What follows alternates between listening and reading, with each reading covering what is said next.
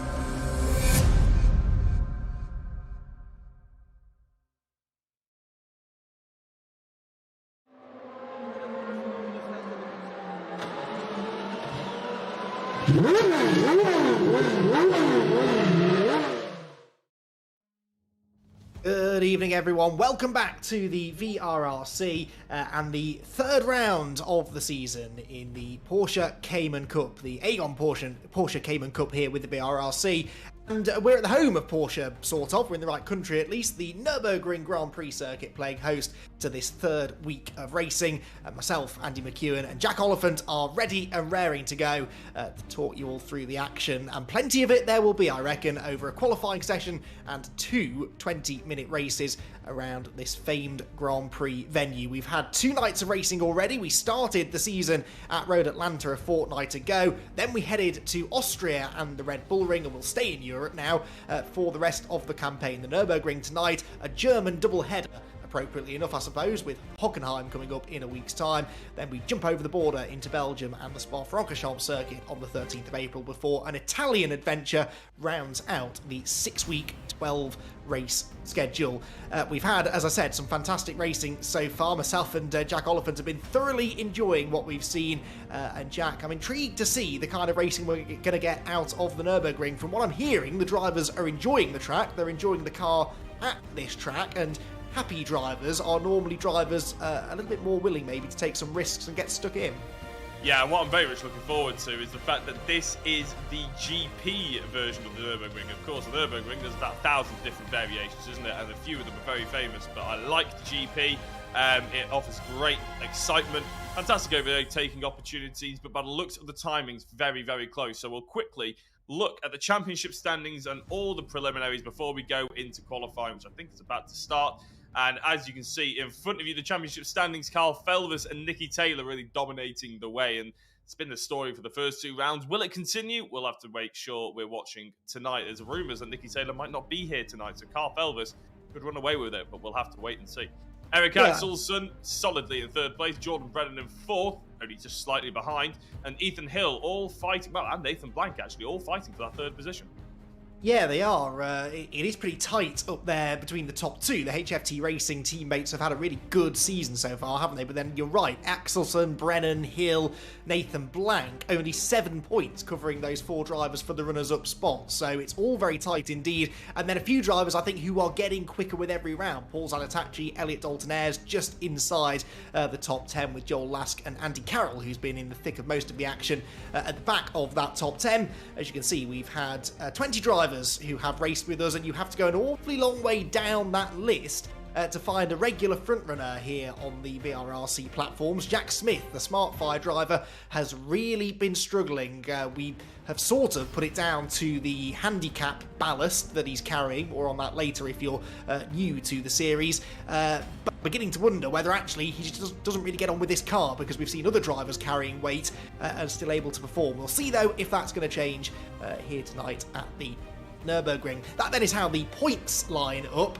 Jack, what is it they're all playing for then? Well, of course, we've got the prizes, and they are 3 top dollar prizes. In fact, actually, we go all the way down to 5th place, don't we? I always forget the 4th and 5th, but that's not because they're bad prizes. It's because of my poor memory. Of course, if you're running in the top 2, you'll be looking at winning either the Agon 34-inch curved gaming display or a SimRace 3 chassis. That is one of the chassis that is made by VRRC. That'll be perfect for any of your sort of belt-driven wheels or anything like that. Direct drives, it'll handle it, and it'll do a good job for you. It's just an all-round, really solid, well-made chassis. Everybody fighting for 3rd place, those 7 points that are separating those 5 drivers, fighting for 3rd at the moment. They might win 2 tickets to the TCR UK 2022 round. I'm not sure if it's a round of their choice or it's a round that will be given to them, but either way, that is a fantastic prize, and a big thanks to Maximum Networks, I believe, for gifting that prize to us. And of course, still lots to fight over for 4th and 5th. 2 hours of online driver coaching for the driver who comes 4th, and 5th place is a PowerMax Valeting bucket, and that is actually sharing the prize with the driver of the round. Each driver of the round will get a PowerMax Valeting kit as well. So plenty on offer, Andy. It's going to be brilliant right up until the last. It certainly is, and that's one of the great things actually about the VRRC. You pay your money to come and race, but you get your money's worth if you can get yourself up there into the top 5 in points come the end of the season. So that is how the championship is set coming into this middle part of the season. Then after tonight's 2 races, we'll be halfway through this inaugural season for the Cayman Cup, and it is going to be therefore a pivotal round as far as the championship story. We will be diving into qualifying very shortly. Before that though, let's take a look, shall we, at a hot lap around the Nürburgring Grand Prix circuit.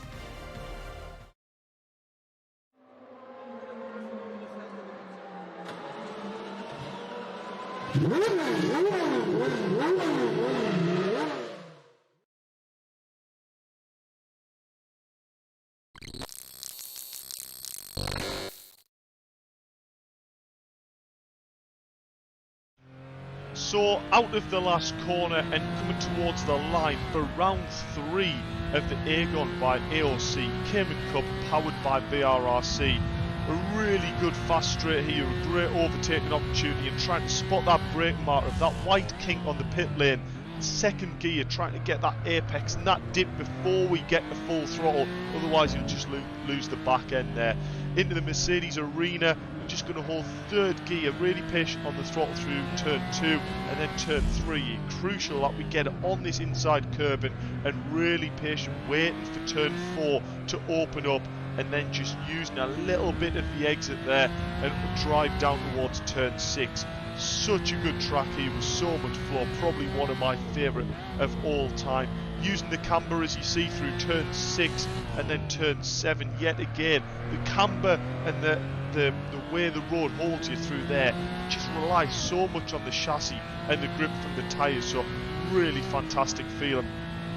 Some different approaches here down into the Dunlop turn 8, and I tend to V this off, go a little bit deep but then stop the car a little bit more and use that rotation mid-corner and drive it up the hill through the Schumacher S's. Take a little bit of curb on the right, but making sure we don't clip that curb on the left and keeping that drive all the way up through the hill. It's really crucial that you try and keep a little bit of throttle on there, otherwise you just lose a bit too much momentum. Turn 11, always a bit careful on exit. You can catch that curb and it tries to flick the back of the car out. And then 12's a bit like earlier turn 7. Just use the camber to really hold you in there. Turn 13, completely flat, and this is your other really good opportunity for an overtake in the slipstream up the inside toward the chicane, and it'll be job done. That narrow through here, I wouldn't expect to see more than one car going through there at a time. Into the last corner, third gear, focusing all on that exit, waiting for that exit to appear, and there is a lap of Nürburgring. So make sure you tune in on Wednesday night from 7:15 on VRRC's YouTube, and make sure you give the video a like and subscribe.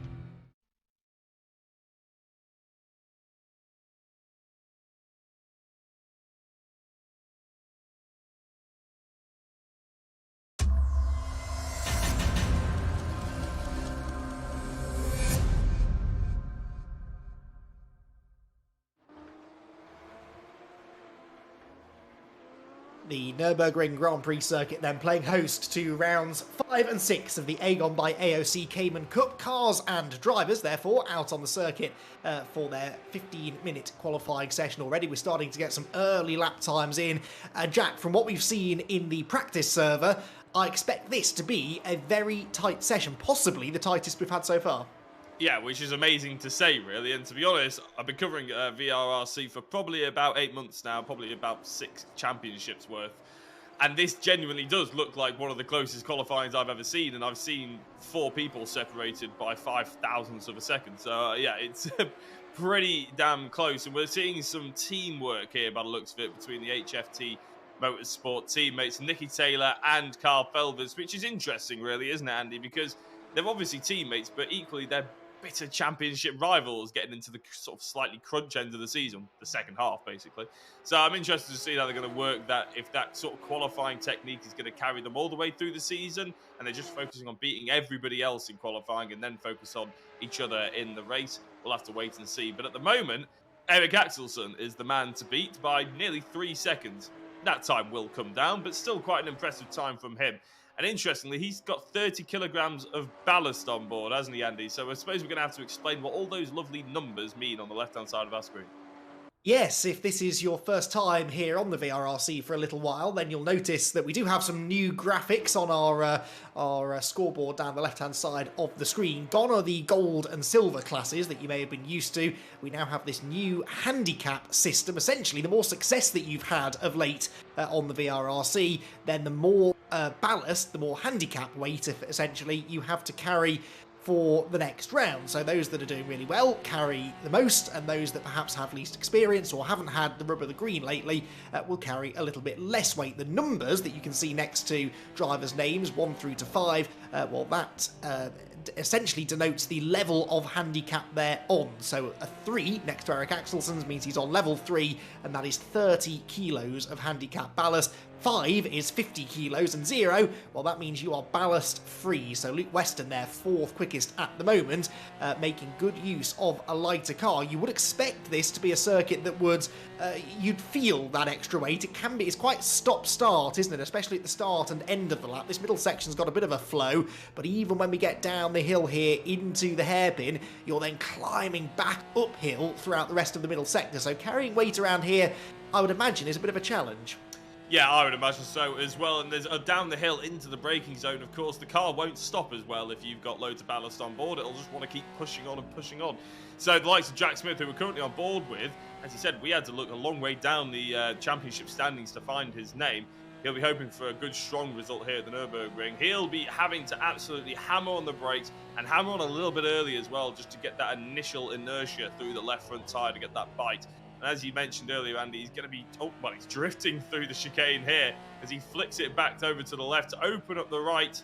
Looks like he's got a decent drive, but he's having to work that steering wheel very hard to get this Cayman around the circuit as quickly as humanly possible. One interesting thing that, well, I find it interesting, and I'm 90% sure no one else will find it interesting, but since I'm the one with the mic, I might as well say it. The drive in the sim world, if you're carrying weight, then I think it's a bit easy. I'm not sure how the weight is distributed in the car, to be honest, because obviously if you're in a real life car, and they give you weight, you pretty much just put it in the passenger seat, and it can really upset the balance in some cars. I know in the BMW and the BTCC, that was always quite an advantageous thing in the BMW, because you could carry the weight because it was a longer wheelbase. I'm not sure how it works in the sim world, but I don't know, maybe someone will have the answer. Jordan Brennan currently in second place. Eric Axelson still leading the way. It looked like a good lap by Jack Smith, but currently still outside the top 5. Yes, now I had forgotten until Tom O'Farrell reminded me a moment or two ago that Jack Smith did not race last week at the Red Bull Ring. Oh dear, that was a close moment for Jordan Brennan as someone, Andy Carroll I think, yeah it was Andy Carroll, had a big spin in front of him, clattered into the barriers, nearly took the second fastest man in the session, Jordan Brennan, with him there, but they just about avoided contact. Yeah, Jack Smith missed the previous round. That is part of the reason as to why he is so far down the points table. However, the opening round he raced at Road Atlanta, he only managed an 11th and an 8th placed finish, and he only qualified 10th for that opening round. So Jack Smith now further handicapped, not only by the handicap weight, but by the fact he's missed a week, perhaps... really, we should be quite impressed with 6th fastest for the time being. Is Axelson still fastest, though, from an increasingly out-of-control Jordan Brennan, who I think it's fair to say is trying to extract the absolute maximum from that ballast-laden Porsche. 77 one-thousandths of a second between them. Axelson, remember, was on pole position a week ago, so he's a bit of a qualifying king at the moment. Only managed 4th in the qualifying session at Road Atlanta, but pole last week and provisional pole here with less than half the session to go. Yeah, he's trying to find that 800th of a second, isn't he, to get him on pole position. I'm not entirely sure he's found it in this lap, but obviously we'll wait and see. Carl Felvers actually has put a purple Sector 1 in, so Carl... Oh, it's a huge... I tell you what, it's very impressive by Jordan Brennan, isn't it? But it's not exactly quick, which is why he's going into the pits, and I reckon his rear tyres will thank him for changing them, I imagine, for the next 6 minutes. Right, as I mentioned, Carl Felvers going very quickly indeed, and he's in front of his HFT Motorsport teammate, but he's behind the number 48, which I'm not entirely sure that is Nathan Blank. And look at that. With the slipstream and the help of Nathan Blank, Carl Felvers has only put himself into pole position, 300ths of a second ahead of Eric Axelson.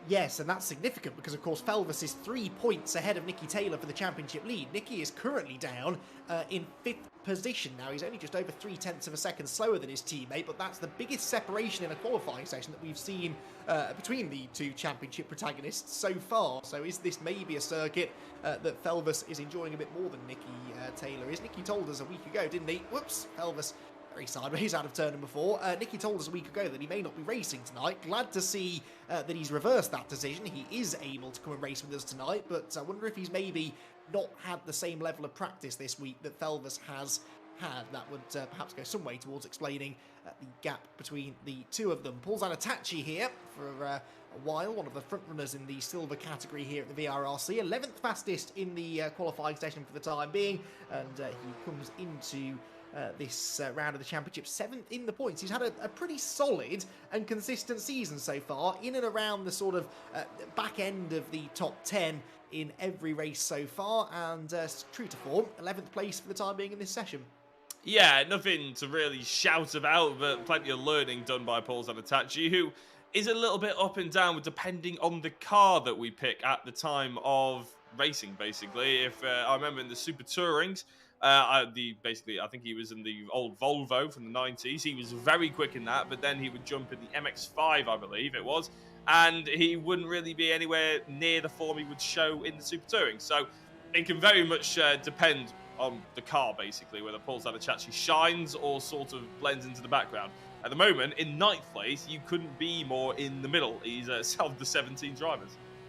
Big jump though, he gained about 4 or 5 tenths on that lap, so that was a big gain for Zanatachi, and it puts him, as you said, 9th fastest for the time being. Dave Buki next to come through. Dave Buki, teammate to Jordan Brennan, of course, and Buki working his way through towards the end of another flying lap. The Kinetic Motorsport powered by Liquimoly Porsche, and only 17th. He's the slowest driver in the session at the moment, Dave Buki. They are not words that we say often.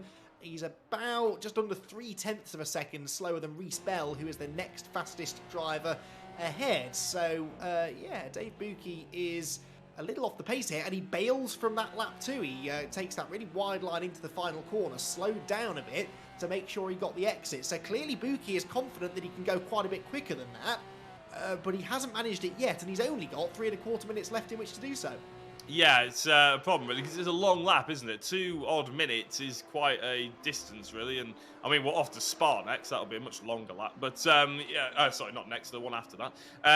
But yeah, that's the problem, really. If you don't get your first couple of laps, and all of a sudden you're starting to panic because you got that 3-minute barrier coming up on you, you really have to put some kind of representative lap in.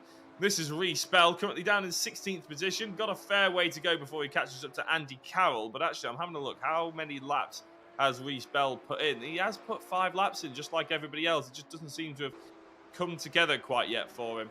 And very quickly, Andy, just to get the driver excuses out the way early for the top 2 in the championship, apparently Carl Felvers has a bit of a sprained thumb, even though he's just put it on pole position. I'm not entirely sure we can accept that as a driver excuse for today. But Nicky Taylor, however, I believe has COVID. So that could well be impacting him. It's quite physical to drive these cars, especially if you've got a proper sim setup, isn't it? So, yeah, we wish Nicky all the best. Hopefully he feels better. I'm sure a podium would make him feel a little bit better. It would. That also possibly explains why his plans that he told us about a week ago have fallen Very true, through, I suppose. So, hey, every cloud and all that, at least it means he's at home and able to race with us here tonight. 6th place, though, not a bad effort, really, for someone who's clearly suffering. I've also only just realised, through looking at the notes that Tom O'Farrell has sent to us, as Jordan Brennan, forget about that, Jordan Brennan goes fastest of everyone, 6/100ths of a second up on Kyle Felvers. That is a lot more like it for Jordan Brennan, who's managed 6th and 3rd in the 2 qualifying sessions so far, and he's hit the front in this one, perhaps at just the right moment. And all of a sudden, Carl Felvers will be bringing out that sprained thumb excuse, I'm sure, won't he? Because he hasn't got that pole position. But no, Jordan Brennan, he was, I believe, in the TCT championship that we did a couple of months ago now, actually, Andy.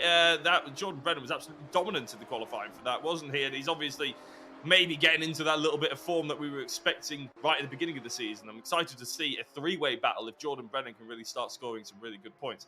Scott Bugner, interestingly, 0 ballast on board compared to Jordan Brennan, obviously, with the 50 kilograms of ballast on board. So we're sort of going to see maybe a little bit of an interesting view on how the cars behave. Obviously, Bugner will be the first to admit that he's not as quick as Jordan Brennan. So it's still going to be interesting of how the car sort of reacts under braking and on turning.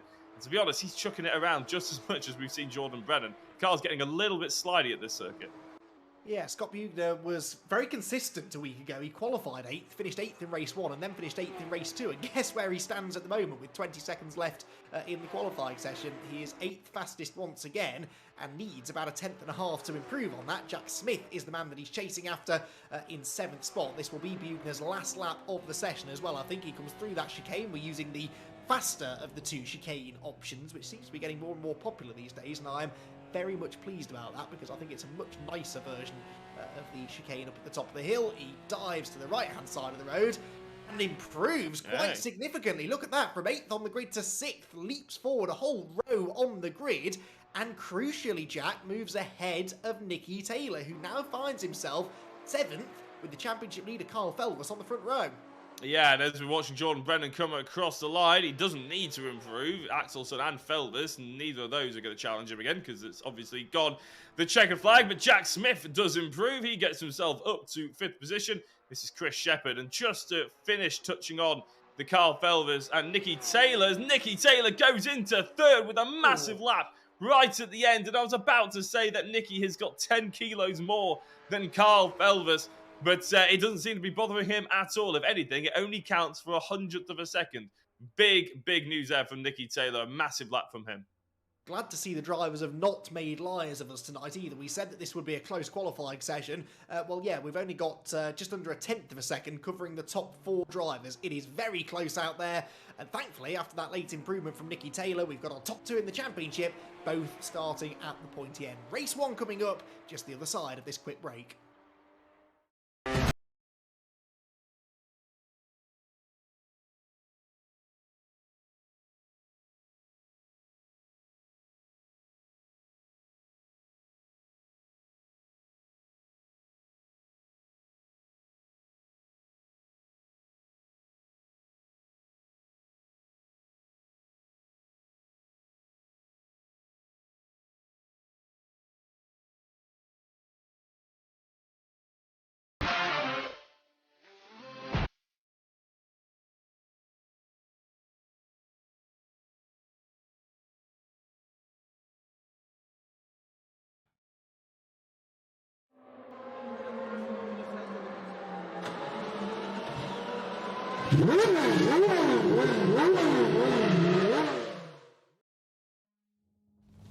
Agon by AOC Cayman Cup here on the VRRC rolls into the Nürburgring Grand Prix circuit for rounds 5 and 6. Round 5 is just around the corner. If you're just joining us, then you missed a very tight qualifying session, but ultimately it's Jordan Brennan who gets himself not only his first pole position of the season, but his first front row start. And Jordan joins us now. Jordan, congratulations. That is a little bit more like it. Qualifying hasn't been your biggest strength perhaps so far this season. There were some improvements a week ago, but pole position is just the perfect place to start, isn't it? Yeah, it is. It was a good quality, that, to be fair. The lap wasn't perfect, but I think this track just sort of suits me a bit more than the rest we've had so far. Yeah, it's just much more enjoyable, this one. This circuit then that you think suits your driving style? Yeah, the other ones have been quite tricky, to be fair, but I think a lot of people have got the time out of the other tracks straight away, where this one I think a few people have struggled with it because it's a bit more technical, but I think the race is going to be difficult because of how close that was, so we'll see how we get on.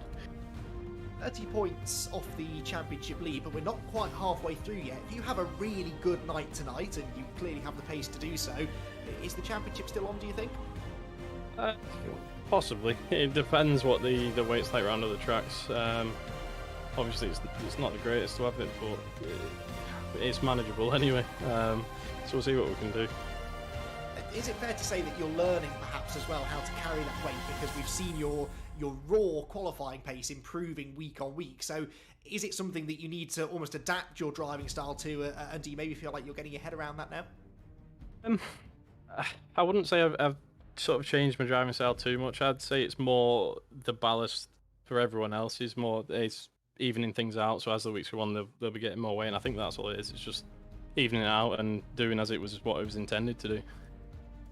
Okay, well, we'll watch with interest to see how you get on in this first race. Best of luck, particularly through that tricky turn 1.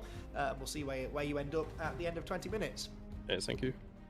Jordan Brennan then on pole position for round number 5 of the championship, and Jack Oliphant, that was a very competitive qualifying session. It bodes well for a competitive race, but I also think that it perhaps is building up to quite a committed run into that first corner, because everyone knows their lap times are also evenly matched. Therefore, the start is going to be by far the best opportunity to make progress, and that corner, it can be perilous, can't it? It absolutely can. It's extremely sharp. Obviously, diving down through the braking zone. Nice sharp right hand. Plenty of action on the steering wheel, shall we say. And with these Caymans, they can get a little loose on the rear end. So it's quite important that you have the car in a nice stable position as you hit the throttle. And we're just watching it actually as we're talking about it, that first corner. And I'm not 100% sure how powerful the slipstream is going to be here at the Nürburgring in these cars. They're obviously very slippery cars through the air anyway, so I'm not expecting massive amounts of time gained, but into that first corner is definitely going to be an overtaking position with or without slipstream, so looking forward to that. And as you mentioned, plenty of close racing. They almost made fools of us with the qualifying because we said how close it was going to be, and right up until the end, it was actually quite a big gap between everybody. But with those 4 drivers right at the crux of it, this is going to be a sensational first race, and obviously a reverse grid after that to come. Yeah, full reversed grid, so whoever wins this race starts right at the back for race number 2 later on. We've actually seen, though, at the 2 opening rounds of the championship, the race 1 winner has also won race 2. Nicky Taylor did the double at Road Atlanta, and then Carl Felvers did it last week to move back into the championship lead. So both of those drivers, neither of those drivers started on pole for race 1 either. So that might not be exactly the news that Jordan Brennan wants to hear, but we haven't actually had a race win from pole position yet across the first 4 races of the season. There you can see the grid then. Jordan Brennan getting the pole position just by a nose over Kyle Felvers, the championship leader, alongside Nicky Taylor, second in the points, lines up 3rd on the grid, ahead of Eric Axelson, who's been there or thereabouts, but has only had 1 podium finish so far this season. Chris Shepherd and Jack Smith on the 3rd row of the grid, then Luke Weston and Scott Bugner, Paul Zanatachi and Nathan Blank to round out the top 10 even ahead of Ethan Hill, the 3rd of the HFT cars, 11th on the grid, then Joel Lask, Paul Laramie and Elliot Dalton Eyre, with Andy Carroll and Reece Bell and a Buki at the back of the field. So Buki never did get a lap in there towards the end of the session, which is unfortunate. So we've got the Liquid Moly cars with Kinetic Motorsport topping and tailing the grid for this fifth race of the season. We do indeed, and I think there's just a touch of delay here, but looks like the lights are coming on. So what can Jordan Brennan produce of the start? It looks like Carl Felvis is revving his engines, raring to go, but he doesn't get as good a start as Jordan Brennan, our pole sitter. An absolute flyer. I think that was Chris Shepherd towards the mid of the front pack, shall we say. Nicky Taylor, is that Nicky Taylor trying to get around the outside of his teammate? The Liquid Moly car of Jordan Brennan looks to be diving right into the thick of it through the first corner, but it's being overtaken by Carl Felvis. Our championship leader has eked himself into turn 1 in the lead, but at the Nürburgring, classically, it's not always that easy as they go through turn 2.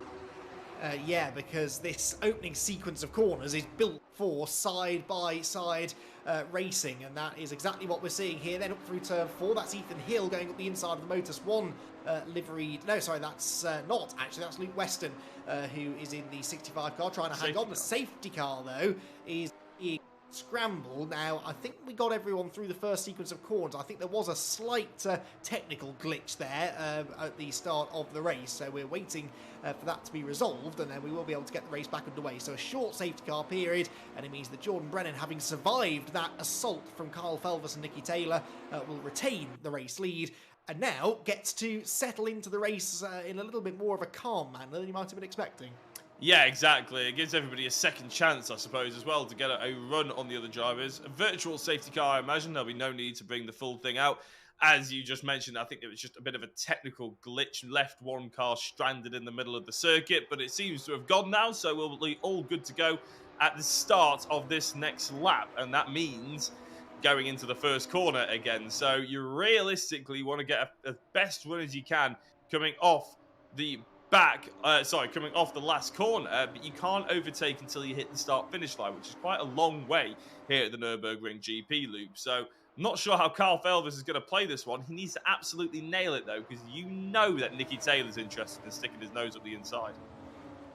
Can be tricky here, can't it? Because if you go too late, then you risk giving the cars behind the chance to get that slipstream down the pit straight. It's a long run from the final turn to the first corner and a big braking point at the end of that straight. So it's important here that Jordan Brennan times this right.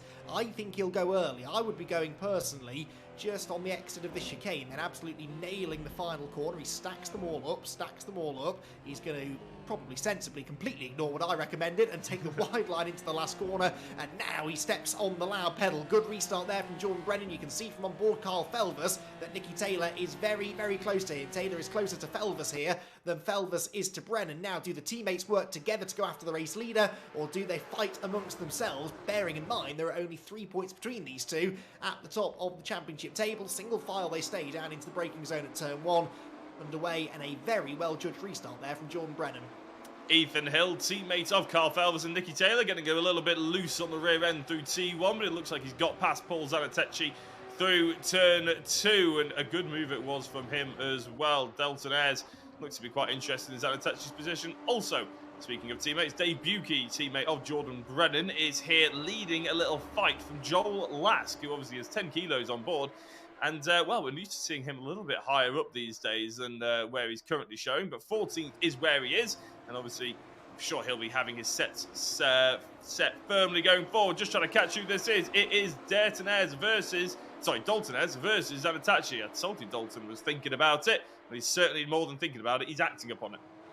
Yes, he is on the tail of Zanatecci, but with the other brightly coloured car of Paul Laramie behind him. I hope Dalton Ayres wearing sunglasses, because whichever way he looks, he's got very brightly coloured Caymans filling his view, be that out of the windscreen or out of the wing mirror. Further up the road here, Scott Bugner on the tail of Jack Smith, who makes a bit of a mistake out of the Schumacher S. Just ahead of them, Luke Weston and Eric Axelsen are debating 5th place as well. Weston look round the outside of Axelsen, that's the inside into the next right-hander though, and Weston should be able to go through. It's a slightly banked corner that too, so it's a little easier to get the car pulled up, which he manages to do, and Weston goes fifth. Axelson 6th, Jack Smith you're on board with here in 7th place. They're all ganging up on each other, and they're all going to arrive at the chicane here absolutely together. Weston defending the inside line. That will work on the way in, but it might mean that he's slow on the exit, especially after a mid-corner slide. They're both holding each other up. Smith into the back of Axelson. Someone diving for the pit lane. Yeah, I'm not sure who that was actually diving into the pit lane. Maybe that means there was a jump start, but it was, of course, ahead of these guys. Was it Carl Felvers? No, it wasn't Carl Felvers, was it? It was Chris Shepherd, yeah, so I'm not sure why. Maybe that's a jump start, but debating was a very good analogy, very good word to use there, because there was plenty of respect between all four of those drivers. A little bit of argy-bargy, but that was more because of slight mistakes, wasn't it, than actual sort of aggression here, there, and everywhere. So this little mid-pack fighting for top 4 is really heating up, and we're loving to see it as well. As Joel Last gets past Dave Buki, but is running very, very wide. I don't think he'll hold that. Oh, he'll hold the car just about, but he won't hold the position. Buki 12th from 17th on the grid after the first full lap of green flag racing. He's had a really good start to the race. There's Nathan Blank coming through. Nathan weaving his way out of turn number 4. Nathan has been a quick driver so far. Nathan was actually a second in the reverse grid race at Road Atlanta, and Joel Last goes off into the barriers. I think that was courtesy of side-to-side contact with Andy Carroll. So Andy Carroll, another driver running a little out of position. In fact, you could argue Lask is as well, and Lask even further out of position now, and with a damaged car. But yeah, Dave Buki, Nathan Blank, Andy Carroll, Joel Lask, a few drivers struggling here that you wouldn't expect to see struggling, it has to be said. Yeah, absolutely. And I suppose the Nürburgring is famously pretty unforgiving. Not necessarily this layout, but this is obviously proving a little bit tricky as well. Just maybe these cars, they're little rear-end happy. Porsches are famously rear-end happy, aren't they? And although this is the baby Porsche, maybe that's exactly what we're seeing. Ethan Hill running very wide after getting side-by-side with Paul Zanatachi, and Dalton Ayres looks very interested as well. I want to give a quick shout-out to Luke Weston, who normally, let's be honest, is not that far up, especially in race 1, but at the moment he's leading that train for 4th position. Zero ballast on board will be helping him a touch, but he's fighting with drivers that we haven't never seen him fight with before, only on reverse grid races potentially. He's leading Eric Axelson, he's leading Jack Smith, Scott Bugner, Paul Zanatachi, doing a fantastic job here. Maybe I've spoken a little bit too soon because I think he's about to be overtaken by Axelson into turn 1, but a fantastic job by Luke. Yeah, best finish of 8th so far. The trouble here is if he lets one of these cars through, he could end up losing multiple positions because Jack Smith is not far behind, and then it's only a second back to Bugner and Zanatachi, and that perhaps is why Weston is standing his ground on the outside at turn 1. That gives him the inside line, though, for turns 2 and 3. You can see Axelson trying to crowd him over. That was textbook aggressive racecraft there, trying to force Weston into a tighter line than he wanted to take into turn 2. It didn't work, though. Actually, now Axelson gets the elbow from Jack Smith. This is exactly what Weston wants to see in his rear-view mirrors. The Factar liveried car of Axelson dropping back now after that little love tap from Jack Smith. Bugner is there, Zanatachi's not far back either, and that might just, for the time being at least, have let Luke Weston off the hook. Luke well on course here then for a best result of the season, but he's going to feel this pressure, I think, for the duration of the race. I reckon if Axelson and Smith leave each other alone for a lap, they should be right back with the 4th place car. Yeah, you say sort of letting him off the hook, but to be fair, he put his car right in the position where he wanted to be, didn't he? He did everything exactly right in those first 3 corners, and Axelson, he threw everything at Luke. It's not like Axelson did anything wrong, just couldn't make it stick. Reese Bell goes off the racing circuit, rejoins it, obviously fighting. Oh, and now we're fighting at the top 2. Sorry, for 2nd and 3rd between Nicky Taylor and Carl Felvers. Now, Nicky Taylor has gotten past Carl Felvers. Is that a little bit of teamwork? We had heard them last week saying that they let each other through somewhat to try and chase down the leader of the race, and ultimately I think Nicky Taylor and Carl Felvers ended up winning the race because of those tactics. Is that going to be a similar story tonight, Andy? Are they releasing Nicky Taylor to try and get Jordan Brennan? I would hazard a guess that they have, yes, because that was an odd place to make an overtake. Otherwise, certainly on your teammate, it would have to be quite a forceful. And I can't imagine them being all that forceful with each other. So, yeah, maybe a bit of teamwork at play. Let's watch the lap times then. He pretty much matched Brennan that time, did Taylor, and that was with an overtake. So in clean air, he might just be able to go quicker. Right then, here comes the train again. Weston, Axelson, Smith, Bugner, Zanatachi all together. And it's Axelson getting a bit frustrated now. He tried the inside down here a lap ago. Now he tries to go right round the outside of Luke Weston. Luke still stands his ground. This is a text defensive drive so far for Luke Weston. He's placing the car exactly where he needs to keep Axelsen behind, knowing full well that Axelsen, if he gets held up too much, will start again to feel the heat from Jack Smith behind. So sometimes if you're defending like this, it's a good thing, isn't it, if more and more cars jump on the back of the train, because that applies pressure to the car that's applying pressure to you. So Weston can sort of play off Axelsen against Jack Smith and hope that they fall over each other. Yeah, exactly, and that's exactly what Luke is pretty much hoping for. He's done it brilliantly for about 10 minutes. He's got another 10 minutes to hope that, again, Smith and Bugner and Zanatachi all join in on the party and try and overtake Axelsen sooner rather than later. It's interesting here at the Nürburgring because the sort of first 3 corners are...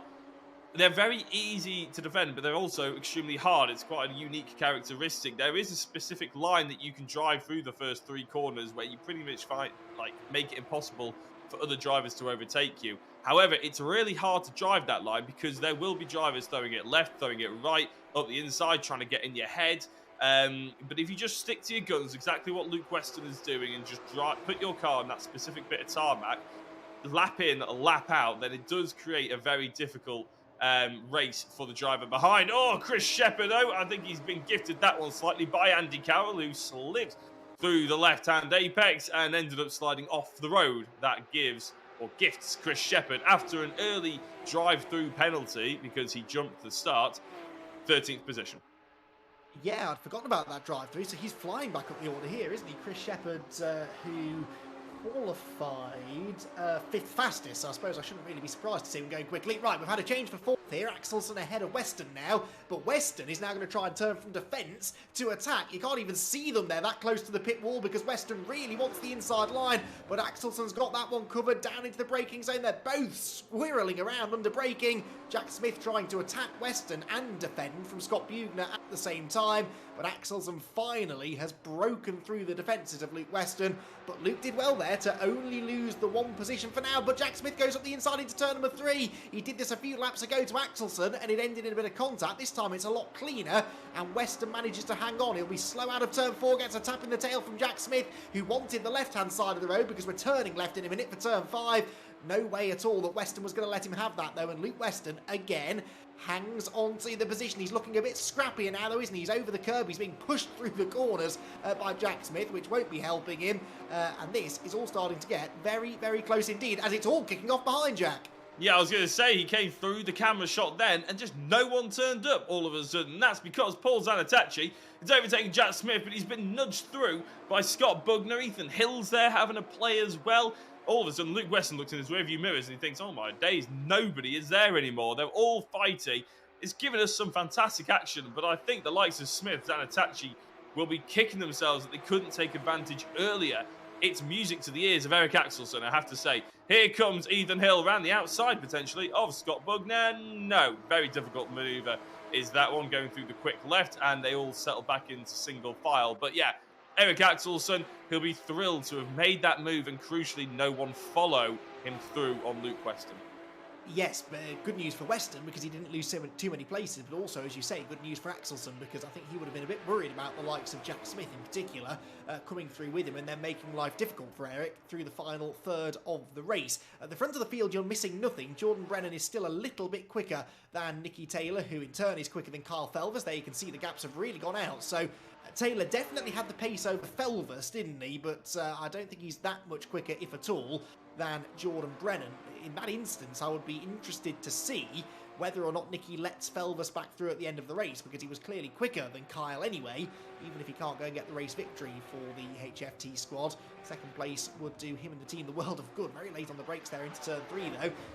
This one ain't over yet. Further back, Chris Shepherd back behind Andy Carroll again, but he's up the inside at turn 1, and Dave Buki inventing his own line through the first corner, and it all ends in tears. And poor old Joel Lask, for the second time in this race, wrong place, wrong time. He goes around, so does Carroll. That's actually the second incident that those two have been involved in, and I think it was Buki who was rejoining further up the road. What a shame. Yeah, that was a big shame, wasn't it? And like I mentioned just before the race, that turn 1, if you put the power down just a touch too early or in the wrong place, with the car at the wrong angle, specifically, obviously, I think Buki was very wide going through the corner, maybe tried to overcompensate with giving it a boot full of power at the wrong point, and yeah, ended up ruining a few people's races, including potentially Reese Bell, who I'm not sure where Reese is off the circuit. It's actually Bell's on the exit of the last corner, so he wasn't involved with that at all. That was a separate incident. Jordan Brennan is currently leading the way. Like we mentioned just before, he is about 2/10 quicker than Nicky Taylor still. Not much has touched him so far, Andy. He's got pole, and so far, he's been impervious to anything else.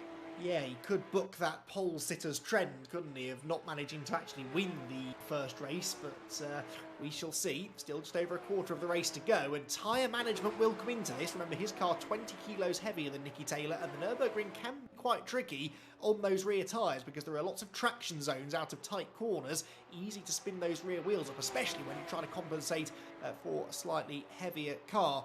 Nathan Blank and Chris Shepherd here, two quick drivers, both battling away over 12th position, neither of them having the race they would have liked here. Shepherd after a penalty, and Nathan Blank after a slightly lacklustre 10th place qualifying position, and has actually slipped back again even from there.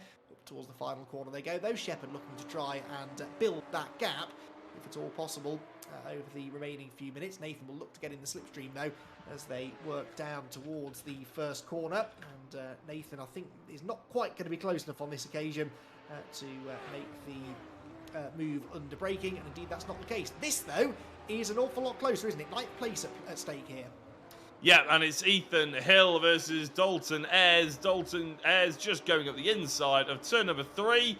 Looks like he's carried a good amount of speed as well. It didn't look like Ethan Hill had much of a reply. Just to note a little bit further up, it looks like the battle for third place, as we go straight to it, the battle for third place maybe heated up a little bit, maybe half a lap ago or so, and you can see there that Carl Felvis is all of a sudden a lot closer to Eric Axelsen, and nowhere in sight is Nicky Taylor or Jordan Brennan. Now, the last lap will probably reveal why. Carl Felvis with a 2:09, whereas normally he's running with a 2:04. So he lost 5 seconds from somewhere. And to be honest, that's put him slightly in the clutches of Eric Axelsen. And you know just as well as me these days, Andy, that it's easier to chase than be chased. You can sort of quite often find yourself gaining about 0.3 of a second just because you've got a target on someone's back than if you're just lapping solo. Yeah, especially if you can see the driver ahead making mistakes, which we have to assume Felvis did on that previous lap. That is like a shark smelling blood in the water, isn't it, if you're Eric Axelsen? And he will know that he's quicker. He'll know that Felvis is getting a bit scrappy. Perhaps that thumb injury really is starting to hurt him. I would love to know how you sprain a thumb. It's not an injury that I've come across in the past. Perhaps we'll ask him if he ends up on the podium. They tried past Reese Bell, who's found himself a nice spot in the kitty litter to watch the rest of the race from, rather than take part in it. And what he's seeing is an almighty battle developing here, with 2 minutes and 40 left on the clock for third position. And this is an important battle as well, because as it stands, Nicky Taylor is outscoring Kyle Felvis by 2 points. Make that 3 points now, though, because Taylor just set the fastest lap. So as it stands, Taylor and Felvis would be sharing the championship lead. However, if Axelsen gets past Felvis, which he looks very much like he might be about to do, that would put the championship lead firmly in the hands of Nicky Taylor. The move doesn't happen for now, but I think the writing's a bit on the wall here, isn't it, for Felvis? It could well be, and there's a little bit of a snapper for Eric Axelsen there, but it's also important for Eric's championship and Jordan Brennan, so first and currently fourth, because Eric is third in the championship, Jordan is fourth. So again, but very, very closely matched. Scott Bugner getting ahead of Paul Zanatachi, nicely sliding up the inside. Can he keep it on the circuit? That's important.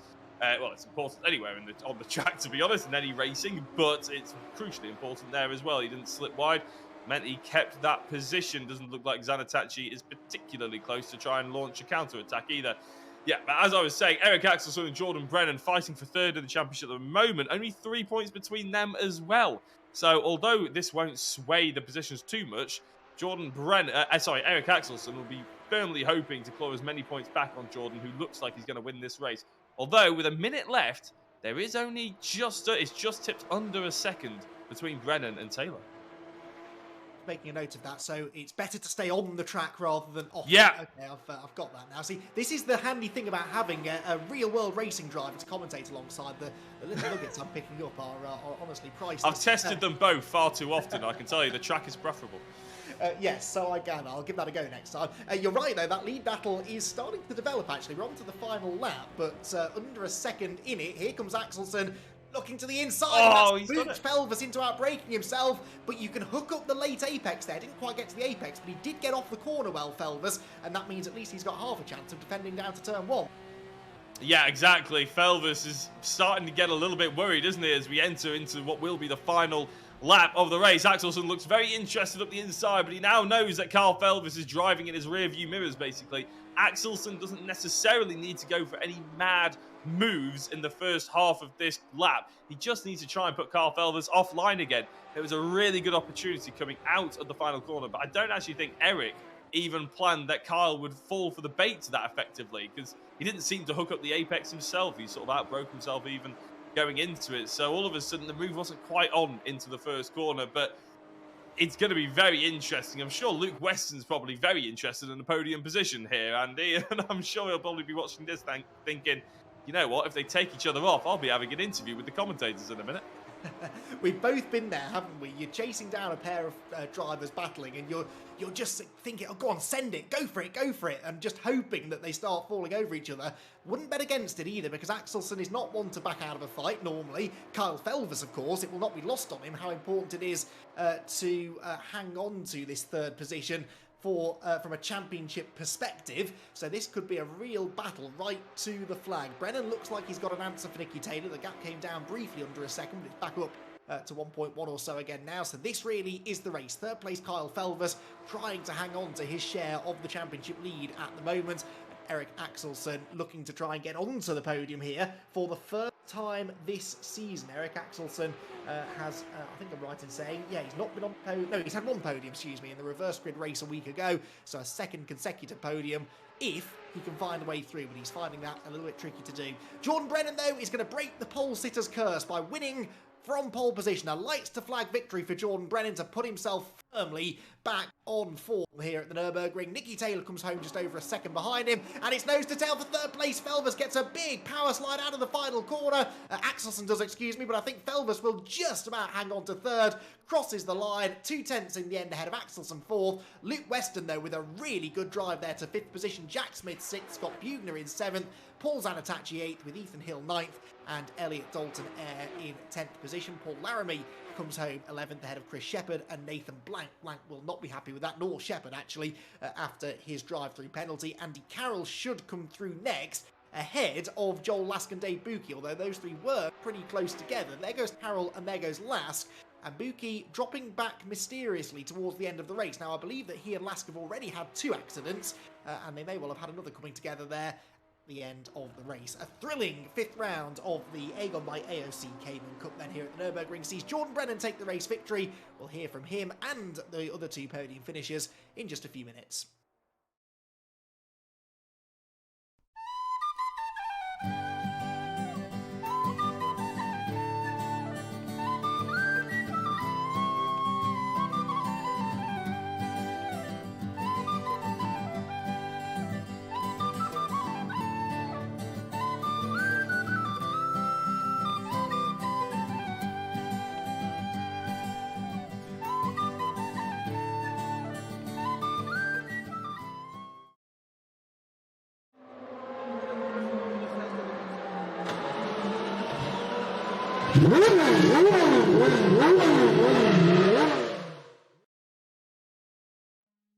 Welcome back to the VRRC's Agon by AOC Cayman Cup here from the Nürburgring Grand Prix circuit. One race in the books, another one to come in just a few minutes' time, and that is the full reversed grid, which around this tight and technical circuit is going to be one worth sticking around for, that's for sure. In the meantime, though, let's have a chat with our podium finishers and Jordan Brennan, who finally breaks that curse of the pole sitter. No one's managed to take a lights to flag victory so far this season, but Jordan Brennan, having qualified on pole position earlier on in the evening, managed to lead every lap of that race and made it look, I must say, Jordan, fairly easy. I'm sure you're going to tell me that it wasn't, but that was certainly a relatively calm run to victory. Yeah, certainly wasn't an easy one. Nicky was pushing hard at the end then. I put in some quick laps early on, and I think I was struggling to keep up with the pace, and as soon as Nicky got through, he was catching and catching. I was like, I just need to get my head down here and just consistently put good laps in. Made a few mistakes, but I managed to keep ahead of him in the end. Yeah, I mean, we saw that gap coming down. It was hovering about a second and a half until the last few laps, and we did wonder whether that's tyre wear, and is tyre wear something that you have to worry about in these cars?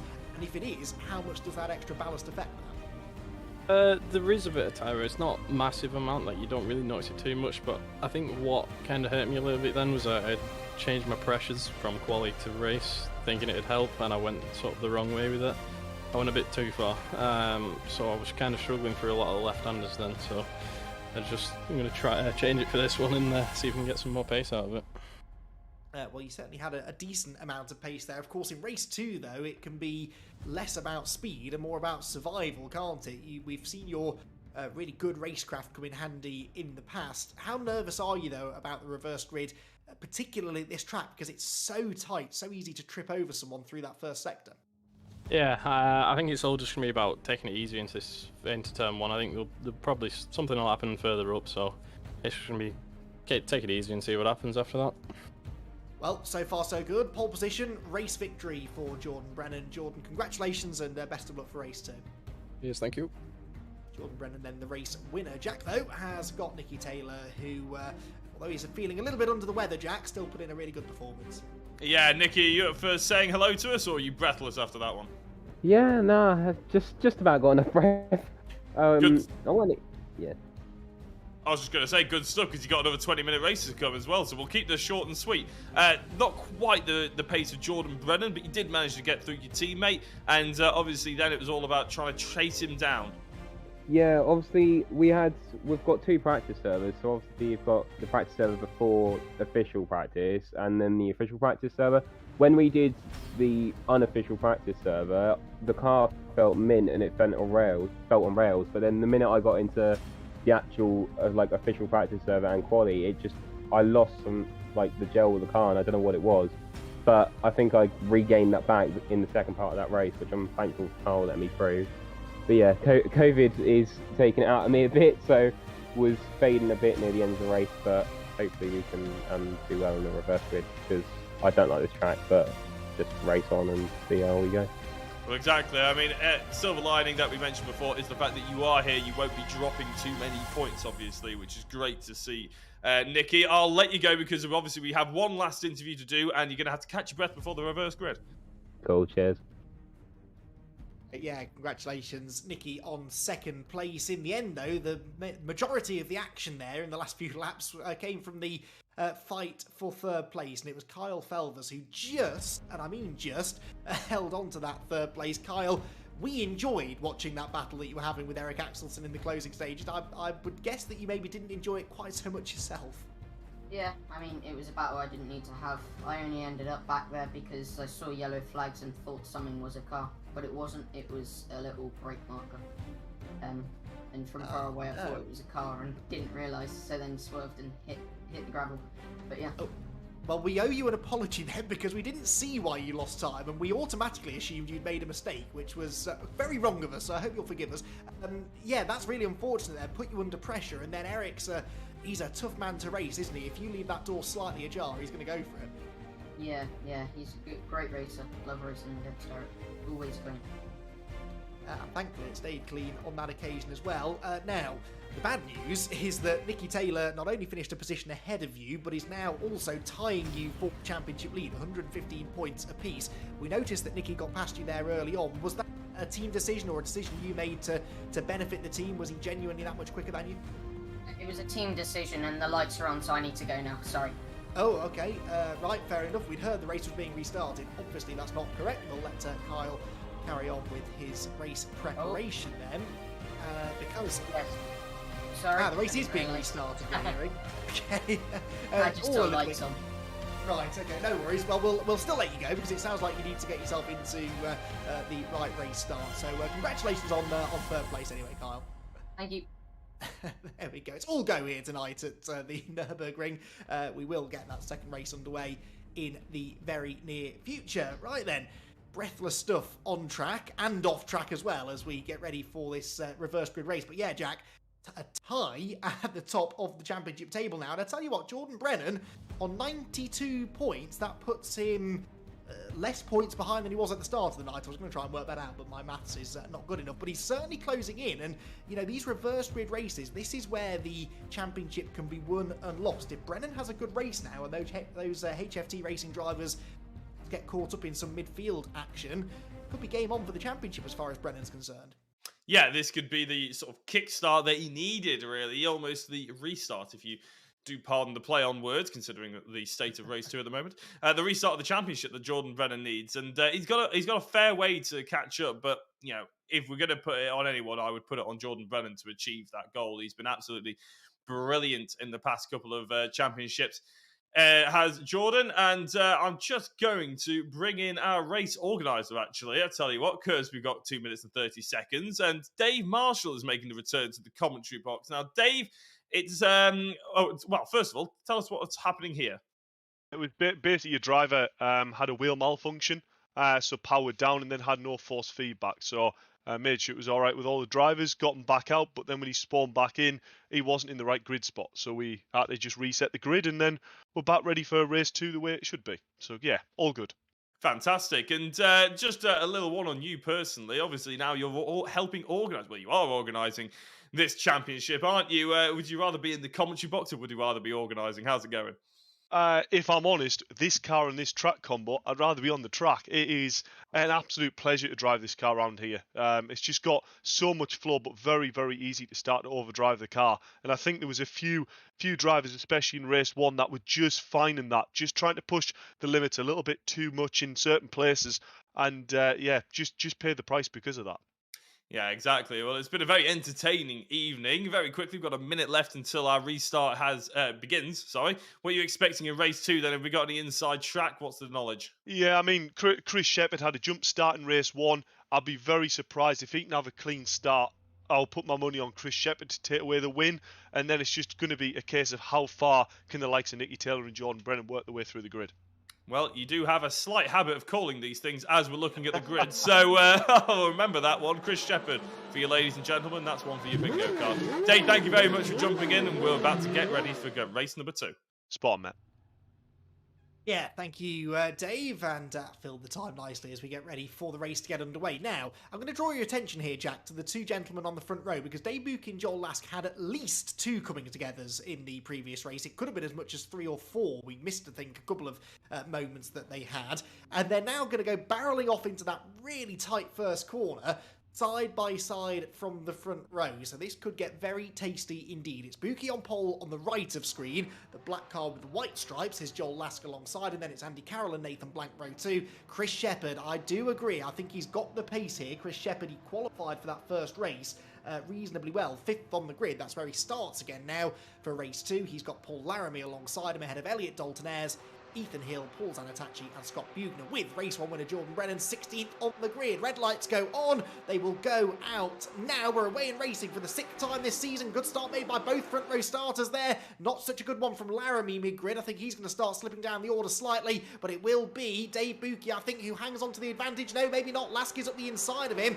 and Joel Lask looking to try and get the advantage on the brakes into the first corner. Lask noses ahead. To the outside goes Andy Carroll, and suddenly Dave Buki finds himself right in the middle of a Cayman sandwich. Lask gets the lead. There's contact though. Carroll goes around and he takes with him, I think that was Dalton-Ayres, wasn't it, who goes around. Almost contact for Jordan Brennan. That's Reese Bell getting involved. We've seen a few of these turn 1 lap 1 collisions in the reverse grid races. It happened again. Joel Lask though escaped it all with the lead. He did escape it all for the lead, but one driver who we highlighted just as we were about to go racing has not escaped it, and unfortunately that is Chris Shepherd. So if anybody wants to blame anyone, blame Dave Marshall, because he gave him the old commentator's curse just before we got going. Unfortunately, he's all the way down in 15th position. But you're right, Joel Lask has had a good start, went from 2nd into 1st place with a really nice move. It just looked like, I think it was Andy Carroll, he just came across a little bit thinking maybe that there was more room than there was, but he came across a little bit too aggressively for a lap 1. sort of moves. You really do need to be cautious around here, especially in the sim racing world. It's not as easy to have the spatial awareness as it is in a real life car. And maybe, yeah, I'm guessing he just didn't realize there was 2 cars on the outside of him. He tried to go for the racing line, and there wasn't any room, unfortunately. Luckily, it wasn't a bigger incident, Andy, because that could have easily involved 10 or 12 cars. It could easily have involved one of our top 3 drivers in the championship. In fact, it could easily have involved all of them because they were all in the vicinity as the cars were spinning around. Of those top 3 in the points then, we've got Felvis 11th, Nicky Taylor 13th, remember they're joint championship leader at the moment, and the race 1 winner Jordan Brennan right between them in 12th. So those 3 have made a little bit of progress, and they're all still together right in the midfield. To be fair though, this safety car period, not a bad thing for them because it just settles down that midfield pack a little bit, at least. They might be a little calmer now heading into turn 1 than they otherwise would have been. We should be getting a restart this time, though. I think Joel Lask, the leader, is bunching them all up with Dave Buki right in behind him. Ethan Hill, 3rd place. Ethan could do with a good result here. Remember, he was on the podium in 3rd place in that first race of the season at Road Atlanta. That's where he finds himself running now, but he's not been back onto the podium since that opening round of the season. He could even challenge for the race victory here. We're getting back underway then. Green flag waves once again around the Nürburgring, and Joel Lask immediately pulls to the right-hand side of the road to try and break the toe from Dave Buki, who is feeling the heat big time from Ethan Hill. Is Ethan going to throw it up the inside? No, Buki very late on the brakes, holds on to 3rd place, the first side-by-side battle, the one for 5th. Scott Bugner tries to get past Paul Zanatachi. Yeah, Zanatachi's replied as well, and I said it in the first race, if you put your car in a specific bit of tarmac here at the Nürburgring, it makes it pretty much impossible for the other driver to overtake you.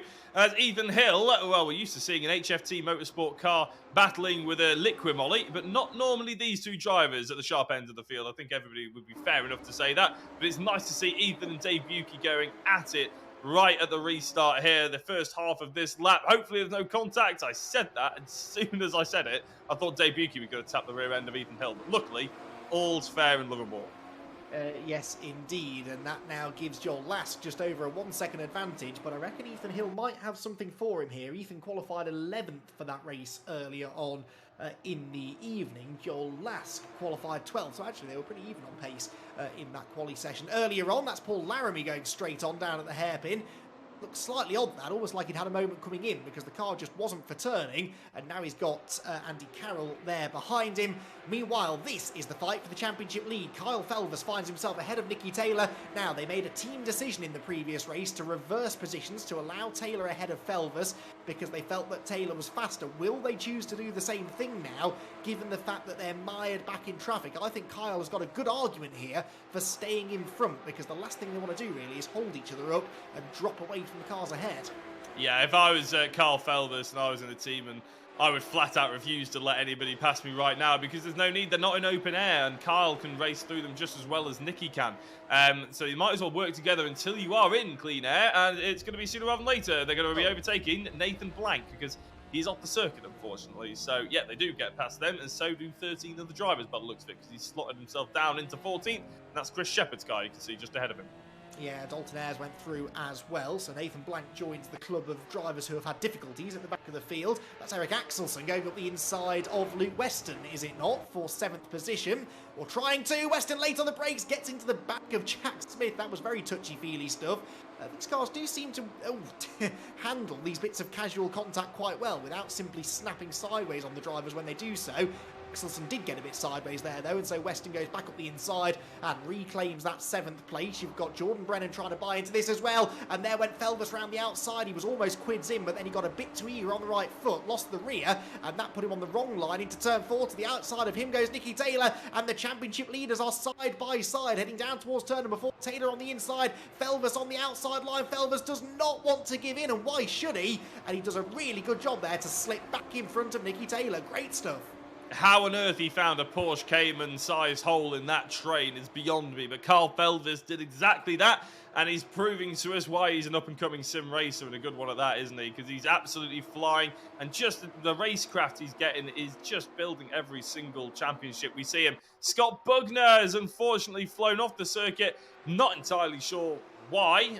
Maybe we'll get an update on that in the second half of this race, hopefully, but this little battle here is really heating up Had to say, shout out to Joel Last just before we cover what's going on here. There's a move up the inside for Jordan Brennan on Eric Axelsson. Is that going to move? Going to be sticking? Is Carl Felvers going to be taking advantage? Yes, he is. And the HFT Motorsport may well make it the double on Jordan Brennan as they scythe their way through the rest of the field. It's not as easy going as we've seen in previous rounds, but I tell you what, it's damn good racing. A great example there of how this circuit works, though, because it looked as if Jordan Brennan had that move made. He had the inside line. Oh, no, launches it up the inside of Kyle Felvers, and there's contact. Felvers over the grass, sideways is Axelsson. There's more contact. Brennan's out wide, and through all of that, Nicky Taylor manages to get ahead. Ethan Dalton Ayres is in there as well. It has all kicked off royally through the final chicane, and that has killed Kyle Felvers' race because he's dropped all the way down to 13th position. 14th place now as Laramie goes through. Felvers may have some damage. That looked like a really late move up the inside from Jordan Brennan, but in fairness, it could have been a stack up ahead, which delayed Felvers in the first place. Either way, Nicky Taylor's look is in because he survives all of that. He's got positions now, multiple positions in hand over those closest to him in the championship, and he's on the attack now to move ahead of Axelsson for 7th. I tell you what, there's lots of replays. There's going to be lots of angles analysing that move, I'm sure, in the steward's office. But that looked to me a very un-Jordan Brennan-like thing to do. Pretty much everybody who races on this GP circuit knows you don't make an overtake through that chicane, especially the fast one. You just don't slow down enough, and there's not enough room for 2 cars. So I'm astonished if he actually meant that. I assume there would be some kind of stacking, but it has ruined what looked like a very, very close race between a lot of championship protagonists there. Jordan Brennan and Chris Shepherd, who all of a sudden finds himself back in with a shout of doing well in this race, are trying to get past Dalton Ayres now. But Axelsson, Nicky Taylor, again, a big shout out to Joel Last because he's leading this race by a second ahead of, again, a big shout out to Ethan Hill, who's driving really well for HFT, picking up the team points. If we did have a team championship, he would be picking the points up anyway.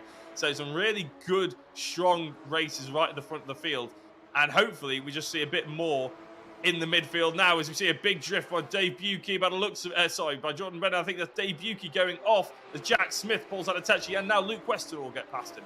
Yeah, Weston back into 5th position again. Luke Weston having a storming night, having finished 5th in that earlier race. He's back into 5th place again. Definitely a contender for driver of the day, you'd have to say. For 9th place now, Chris Shepherd up the inside of Ethan Dalton Ayres goes through, and the next driver behind these two is Jordan Brennan, and he's going to benefit from that surely because Shepherd gets sideways. Dalton Ayres had to jump on the brake to avoid hitting him, and somewhere to the left is Jordan Brennan. He gets a hip and shoulder, but he's going to power his way through and might even have a run on Shepherd now for 9th as they head down towards turn number 1. Shepherd certainly thinks he might because he's defending as if his life depends on it. To the inside line, to the outside goes Brennan, and now it's last of the late breakers. They break pretty much simultaneously, actually. The preferred line, you'd imagine, though, lies with Shepherd on the inside. He gets out of the corner fractionally ahead, but Brennan stands his ground on the inside. Shepherd does well to leave the door open there and not turn into him, and Ethan Dalton Ayres thinking, right, how can I benefit from all of this? He goes up the inside of Shepherd. He gives him a little bit of a rub down as he gets to the apex first. Brennan goes through,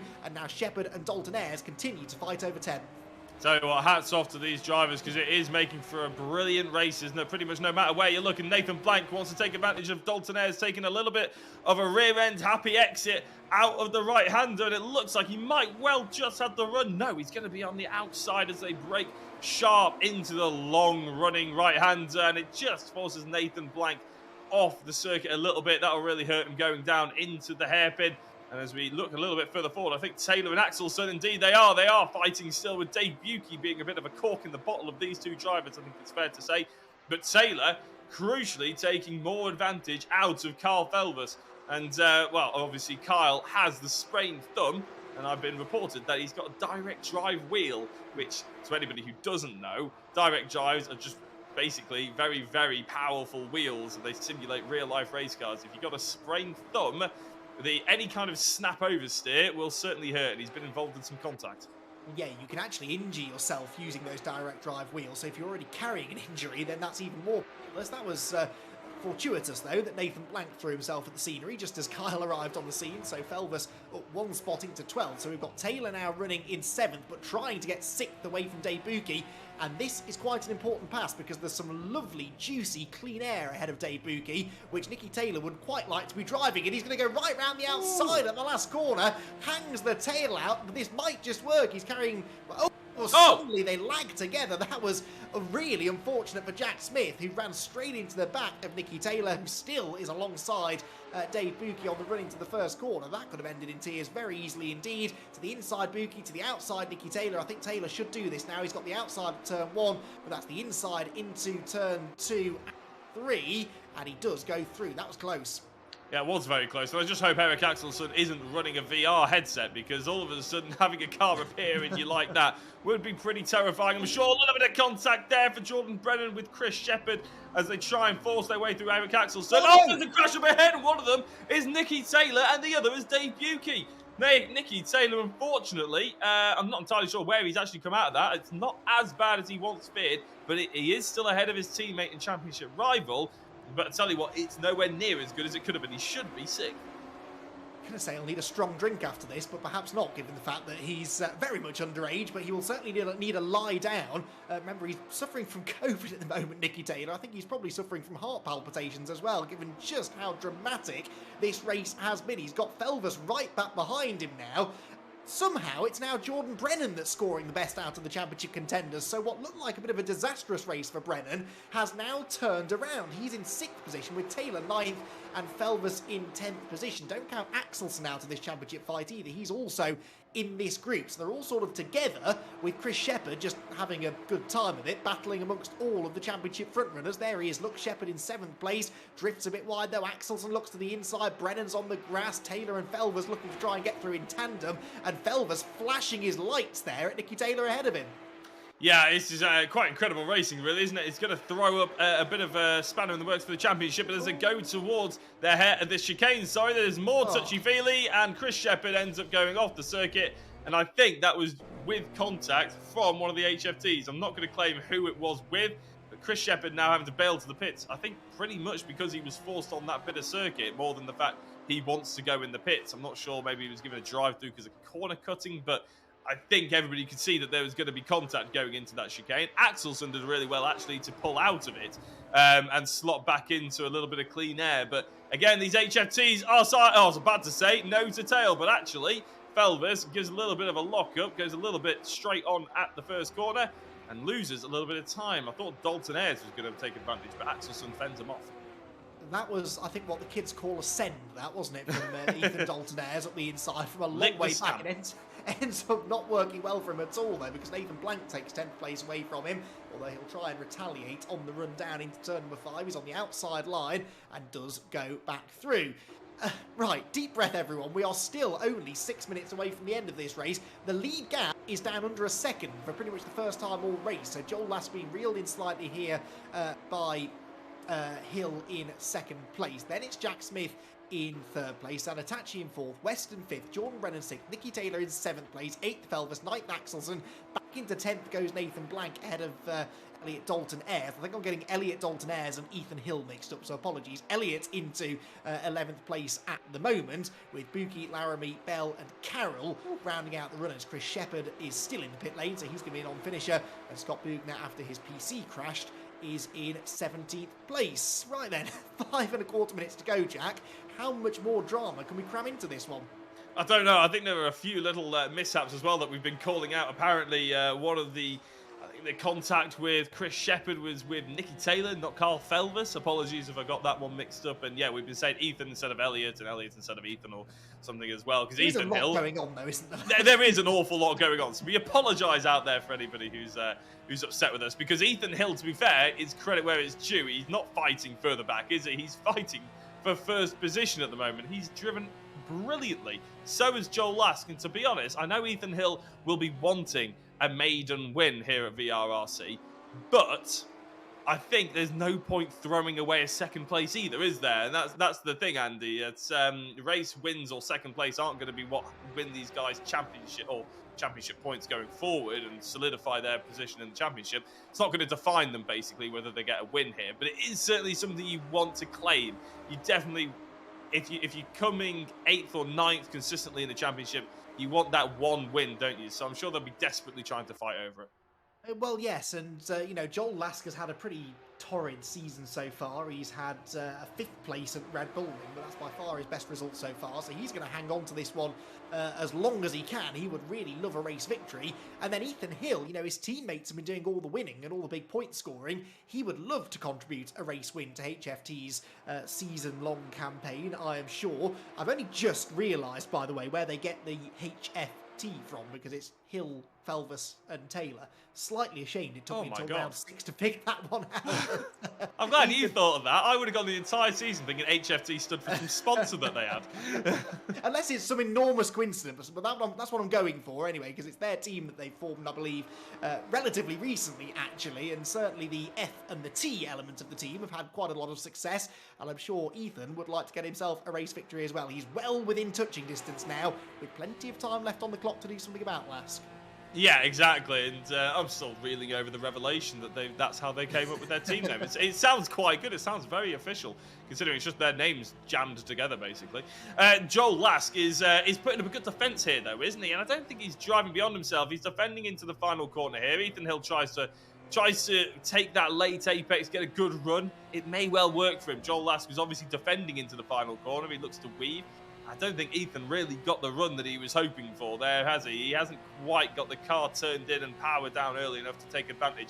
It's a lot of weaving by Joel Lask. I think you can tell that maybe he hasn't led too many races before, because obviously going down the main straight, he was very much sort of trying to put off Ethan Hill, and Ethan's car was just basically running the same line as Ethan actually looks to be nibbling. Oh, he's gone for a big send around the outside. That's not going to help him in the slightest. In fact, all it's going to do is reel himself into Jack Smith, obviously former champion and very, very fast driver. Not necessarily at home in the Porsche Cayman, but still a worthy adversary and someone you don't want to get into a battle with when there's a potential maiden win on the cards.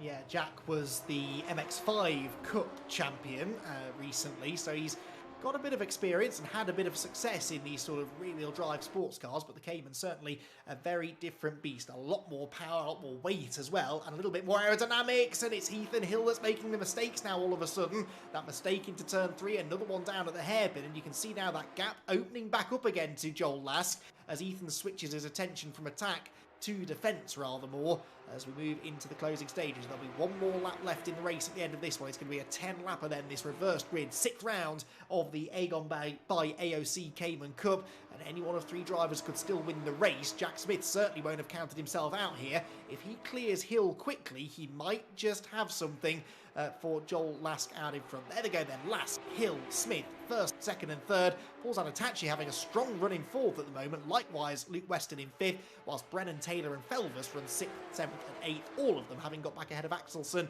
over the last few laps. Yeah, this is certainly going to go down to the wire, isn't it? And I think Smith knows how much Hill wants this. And to be honest, if I was Smith right now, if you had your sensible sort of experience head on, you would let these 2 drivers who are clearly desperate for their maiden win fight it out and then just try and take advantage. This will be the last lap of the race. Smith will obviously want to try and take that victory as well to help his championship standings, but as Lask goes to the outside, that is a lick the stamp and send it from Ethan Hill, and he's gotten past Joel Lask, but here comes Jack Smith ready to poach on others' mistakes, and I think he's just about not done it. However, Joel Lask is running wide, which is I'm saying is a little bit tentatively. Jack Smith up the inside, always. There's the experience for you, Andy. You just know when the move is potentially on. He hasn't made it stick. In fact, Joel Lask has forced him out very fairly, but hung him out to dry quite nicely there to just about hold on to 1st place. But that, from Ethan Hill, was a proper lick-the-stamp moment. It's what we love to see. Oh, do you know what? I feel sorry for Joel Lask, but when it's a move like that, you really can't argue. Oh, Axelson off. Eric, even Axelson is off. And look at how Nathan Blank and Kyle Felvis have both slipped behind. Sorry, Felvis, excuse me, has slipped behind Dalton Air and Blank. So I think that Felvis and Axelson may have had a moment Oh, there. last Wide at the hairpin, loses second place to Jack Smith. It's all kicking off on the final lap. We've got championship contenders in trouble down the road and up the road. Joel Lask in danger of falling off the podium now because Paul Zanatachi's less than half a second behind him and got a really good run out of the Schumacher S's, and he's going to close right in, I think, as they head towards the final third of the lap. So Ethan Hill looking good for the victory, just needs to keep it clean and tidy, although Jack Smith is closing in at a vast rate of knots. Third place though, can Joel Lask hang on to this? I think he's starting to feel the pressure. A couple of little mistakes slipping in. He's lost second place, and Zanatachi trying to close in now and steal third as well. It's all just settled down slightly as we head into the final few corners, but I've noticed Lask is not always that quick through the chicane. He hooks it up nicely this time though, so he should be good now, provided there are no mistakes at the final corner. Ethan Hill, though, is going to become the third HFT driver to win a race this season. Takes his first victory of the season in round number 6 of the Agon by AOC Cayman Cup here on the VRRC. Jack Smith second, third Lask, fourth Zanatachi, fifth is just Luke Weston, who fends off Jordan Brennan. Then it's Nicky Taylor, and then Nathan Blank, I think, is going to keep Felvis behind him here. Felvis got back ahead of Dalton Ayres on the final lap, but I'd be intrigued to know what happened to Kyle in what was a bruising race for the former championship leader. Dalton Ayres 10th, Axelson 11th, Buki in 12th position then. Whew, what a race. I mean, that race really went from the sublime to the absurd at times. There was a few little incidents in the midfield that I'd rather not have seen, but that move by Ethan Hill for the race victory, that was top quality. Yeah, that deserved a race victory, and we're getting accustomed to seeing HFT on the top step, but it is nice to see Ethan be the driver that will come into the interview waiting room as well. So brilliant by him. Jack Smith as well, doing what champions do and just being able to pick up those points when they're available. Joel Lask, feel a little bit sorry for him, but I'm sure he'll be buzzing with the podium. But we've got to talk about our driver of the day as well, is the driver that's currently on your screen right now, thanks to the brilliant work that he did in race number 1, basically filled our screens for the full 20 minutes and also performed, well, very consistently but very well here to get another top 5 finishing position for Luke Weston as well. So driver of the day for him. He'll be going home with a Power Max Valeting kit. Yes, he will.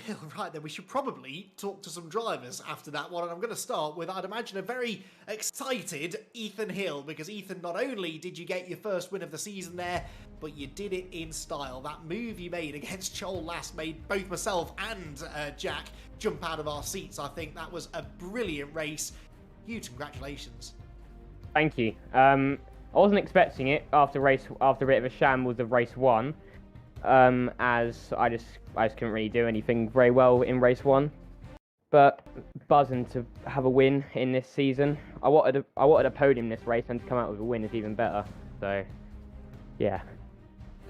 I mean, you've not had a bad season at all. That disappointing race 2 result at Road Atlanta aside, you've been inside the top 10 and actually inside the top 5 more often than not. So the win was always on the cards, but you say you weren't necessarily expecting it to come here this week. No, definitely not. I mean, obviously, Nicky and Carl are amazing teammates, and they're very quick as well, so I'm learning from them.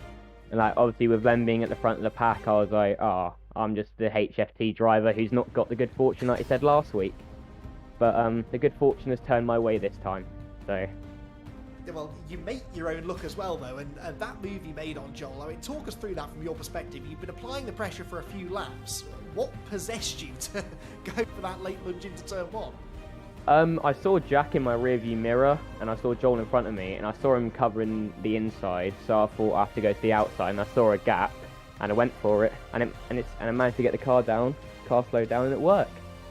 So, yeah. It was a terrific move, honestly, move of the day by far, and of course you then looked in your mirrors and saw them fighting for second and thought, hang on a minute, I might actually be able to do this now. Now you've got that monkey off your back, so to speak. Surely the target is more race wins as the season goes on, and I personally see no reason why that's not possible.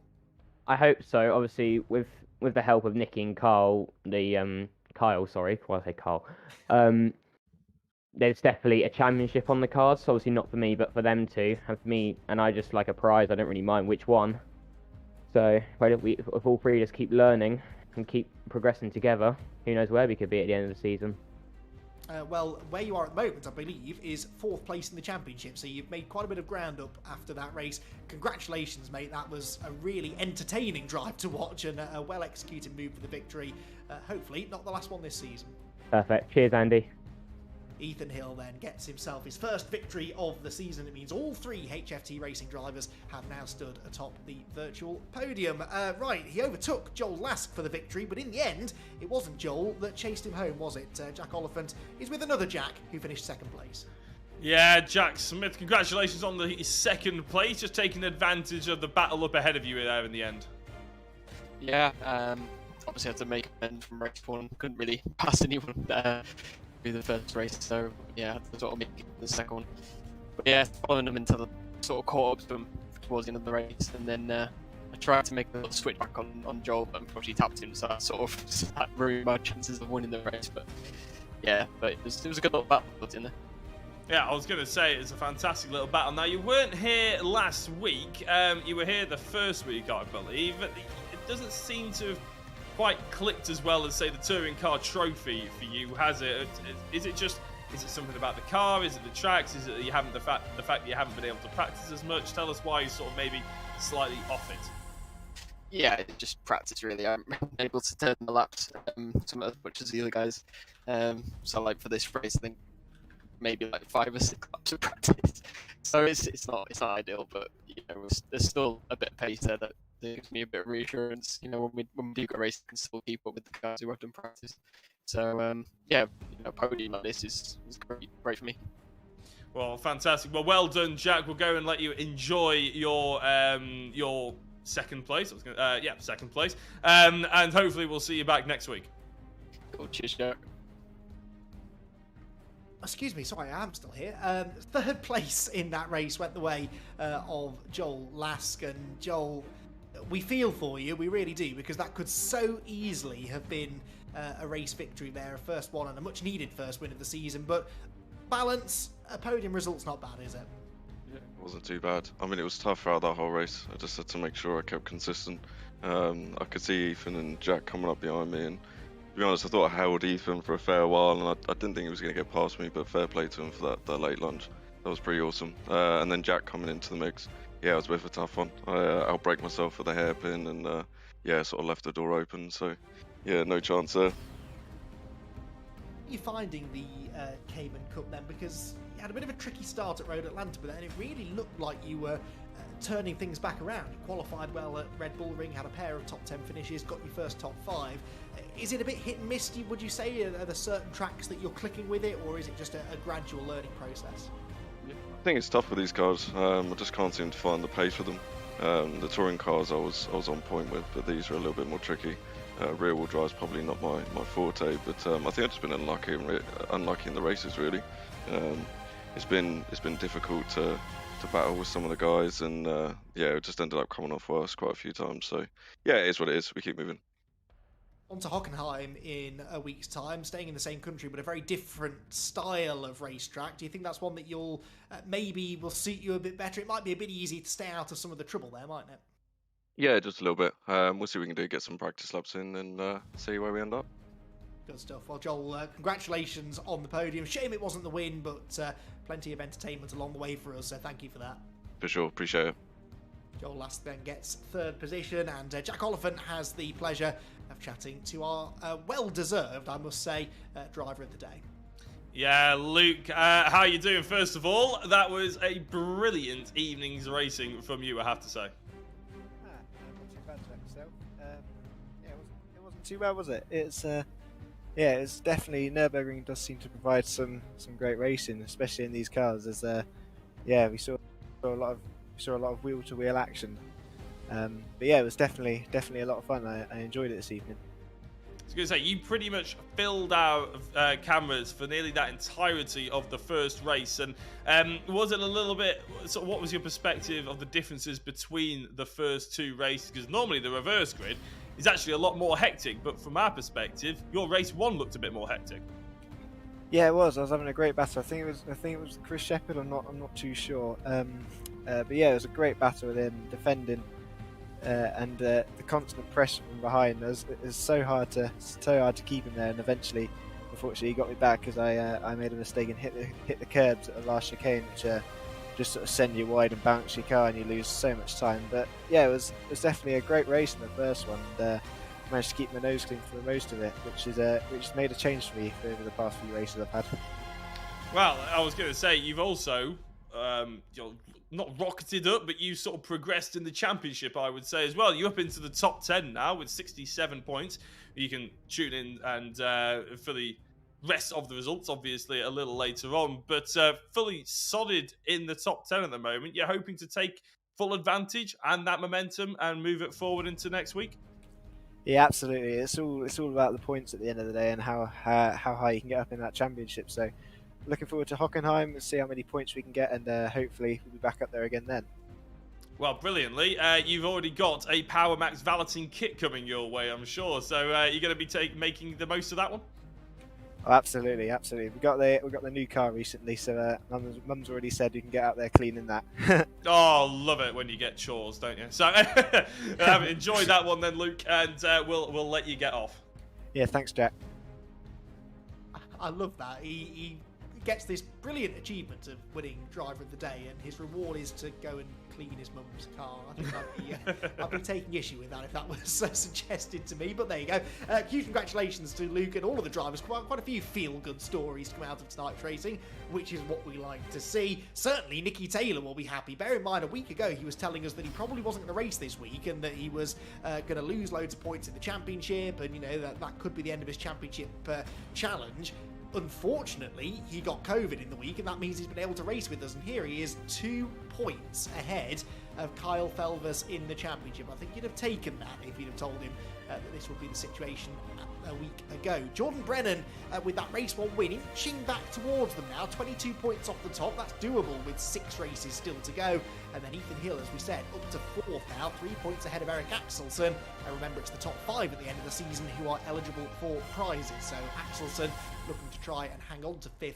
At the very least, Nathan Blank looking to take it away from him. Zanatachi, Joel Lask, Luke Weston, and Elliot Dalton-Ayres rounding out the top 10, with Jack Smith having missed the second event of the season at the Red Bull Ring, down in 11th place. So that's how the championship standings look. Halfway through the season now, Jack, as well. It's always quite nice to take a step back and take stock of the situation at the halfway mark. And yeah, we've got a good championship on our hands here.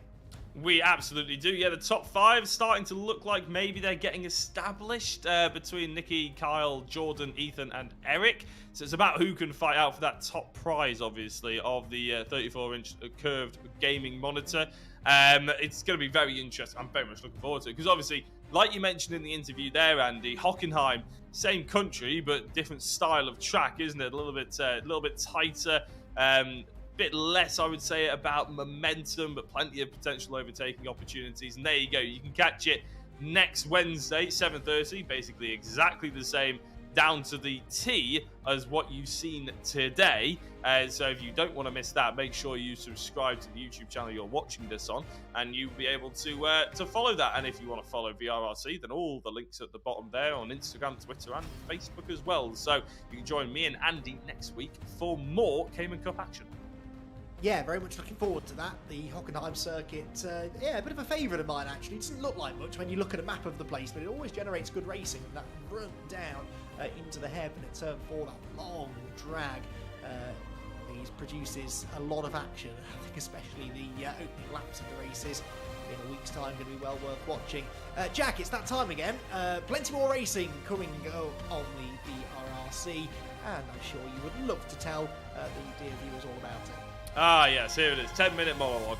Right, if you're interested in all things racing, but maybe you only have, say, an Xbox or the Xbox Games Pass, which is a brilliant service, then you might be involved in Forza Horizon 5, just to kicking back, sitting on the settee or couch or whatever you want to call it, and just sort of casually gaming in the evenings. And Forza Horizon 5 and VRRC Discord is the place to be. We've got plenty of people interested in that game as well. do cruises and events, and they've just released a new update as well, which looks pretty cool for the spring season. So be sure to check that out on the Discord. If you're into Assetto Corsa, which is basically the stuff you've been watching tonight, amongst a few other things, then of course we've got that on the Discord as well. You can get involved in our main championships. You can get involved in the monthly time attack, which is about to flip over to April with a new combination of track and car, I believe, for the month. And of course, fun races, which at the moment on Saturday night is a fun series for the Pragas, I believe. I'm not 100% sure on the actual official title, but it's the Praga Fun Cup, I'm going to call it from now on. So every Saturday afternoon, you don't have to be a VRRC member at all to be involved in that. If you're watching this, or you're watching this and you know someone else who may potentially want to be involved, then you can come down on a Saturday afternoon and race in the Pragas with VRRC, and then you might be so interested to enter our main championships. You never know. If you're interested in Assetto Corsa Competizione, well, there's plenty of chat and goings on for weekly endurance races on our Discord as well, and Dirt Rally 2.0, last but not least, Monday to Sunday weekly stages and Rallycross as per usual as well. If you're a regular viewer, you know all about it by now, but hit the Discord link down in the description. All you have to do is log in or sign up, and you'll be taken to the VRRC Discord, and you'll be able to go through all the information and find your way around really easily as well. And if you have any questions and you're struggling to get around, by all means, just ping someone a message and they'll be happy to take you through it.